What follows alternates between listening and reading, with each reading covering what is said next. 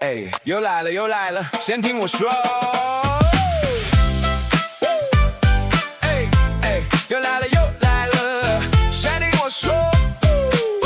哎哎呀，早上醒来手机一直响，陌生群组说要带我飞翔，老是带单稳稳转，昨天又赚了30万，截图贴满满都是平时车，说加入会员马上换新家，什么 AI 量化怎么处理筹码，其实都是假账号在哈拉，投资群组拢是假，赚钱哪有那么简单啦？你说先汇款后面再领回，我的钱进去就再也找不到它。投资群组别当傻瓜，他们只会把你当提款卡，100个群友99个是分身，剩下那个就是你啊，行行被骗啦。有个资深分析师很会说，每天喊着但我早就不聚落，问他绩效，他说看我贴图，结果那个图是 P 的吧，大哥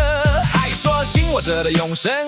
现在不买以后会悔恨，我说先做经验真是不是真，他马上说系统维修请你稍等，投资群组拢是假，赚钱哪有那么简单啦？你说先汇款后面再领回，我的钱进去就再也找不到它。投资群组别当傻瓜，他们只会把你当提款卡，100个群友99个是分身，剩下那个就是你啊，行行被骗啦。